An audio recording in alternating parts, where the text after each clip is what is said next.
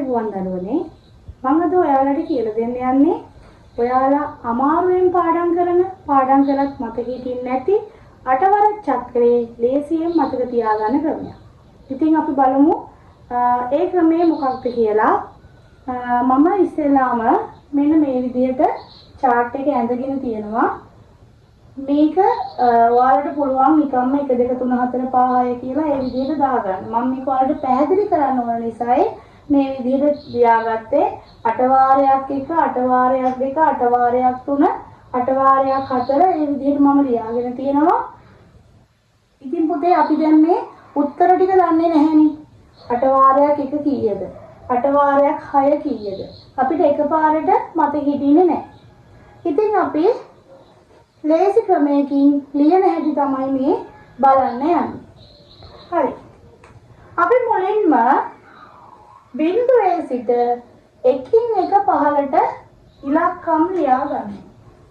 පහළටයි ලියන්නේ 0 1 2 3 4 කියලා ලියලා 4 නැවත වතාවක් ලියන්න ඕන. හොඳට මතක තියාගන්න 4 ඉලක්කම දෙවරක් ලියවෙන්න ඕනේ.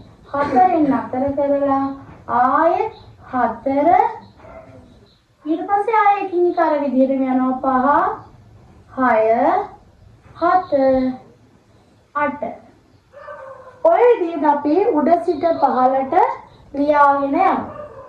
දැන් පුතේ අපි ඊළඟට මම වෙනත් පාටකින් ලියනවා මේක ඔයාලට පැහැදිලි කරන්න තේරුම් ගන්න පුළුවන් වෙන විදිහට.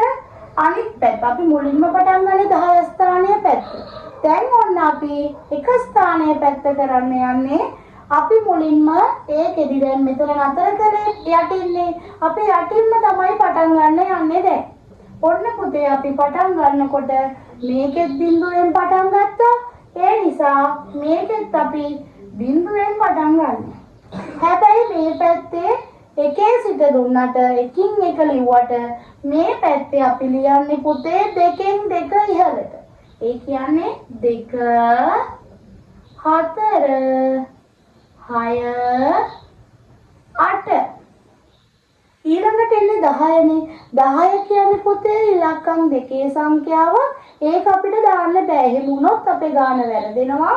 ඒ නිසා අපි නැවත වරක් ආයේ බිඳුවෙන් පටන් ගන්නවා. 0 2 4 6 8 දැන් ඔන්න අපි 8 වරක් චක්‍රේ. එහෙම නැත්නම් 8 ගුණාකාර ලියලා ඉවරයි. දැන් බලමු උත්තර. 8 වාරයක් 1 8යි 8 වාරයක් 2 16යි 8 වාරයක් 6 බැලුවොත් 48යි 8 වාරයක් 8 බැලුවොත් 64යි.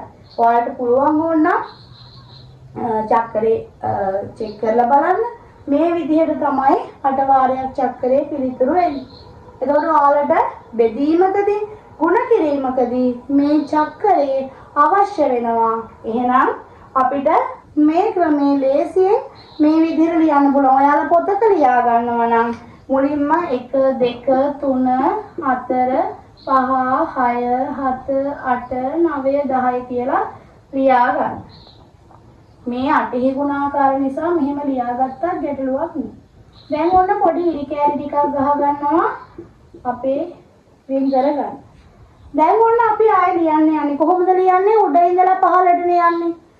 එකින් එක 0 1 2 3 4 4 මොකද වෙන්නේ? දෙවරක් ලියවෙනවා. ආයෙ 5 6 7 8 දැන් මේ 8න් ඉවර කරේ. 8න්ම පටන් ගන්න බිඳුවෙන්. බිඳුවේ සිට ආයෙ එක එක නෙවෙයි ඉහළට යන්නේ දෙකින් දෙක. එක ස්ථානෙට පැත්තේ දෙකින් දෙක යන්නේ. 2 4 6 8 ඊට පස්සේ ආයෙ 10 නෙන්නේ. 10 ඉලක්කම් දෙකක් නිසා අපි ඒක ලියන්නේ නැවත බිඳුවෙන් පටන් අරන් 2 4 6 8 දැක්කනේ. විනාඩියක් වගේ එච්චරවත් යන්නේ නැහැ. පොඩි වෙලාවකින් අපිට පුළුවන් මේ චක්‍රේ ලියා ගන්න. එතකොට අපිට කටපාඩම් කරන්නේ නැතුව අපේ ගණන් හදන්න, ಗುಣ කරන්න සහ බෙදන්න ලේසියෙන් අපිට මේ විදිහ chart එකක් ලියාගෙන හදන්න පුළුවන්. අපි ಗುಣ කරද්දී අපිට ඕනනම් 8 වාරයක් මේ ಗುಣ කිරීමේ ලකුණු දාලා වෙන්නේ 8 වාරයක් 6 කීයද කියලා බලන්න ඕන නම් ඩක් ගාලා 6 බලනවා 47යි. 8 වාරයක් 9 බලන්න ඕන නම් 9 බලනවා 72යි.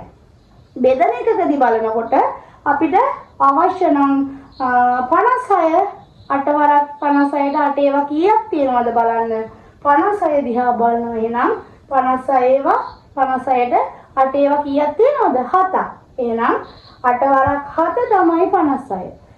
ඒ විදිහට අපිට පුළුවන් 24ට 8 ඒවා බලන්න ඕන නම් 24 දිහා බලනවා ඔන්න 3යි. තේරුණා නේද? එහෙනම් අපිට සුළු කාලයක් වැය කරලා 8 වරක් චක්‍රයේ මේ විදිහට පහසුවෙන් ලියාගෙන ගණන් හදන්න, ಗುಣ කරන්න, බෙදන්න ලේසියෙන් පුළුවන්. ඉතින් මම හිතනවා ඔයාලට මේ ක්‍රමේ ගොඩාක් පහසුවට තේරෙන්නේ නැති කියලා. එහෙනම් පුතේ ගිහිල්ලා එන්නම්. ආයෙ දවසක අලුත් දෙයකින් හම්බෙමු. ආයිබෝවන්.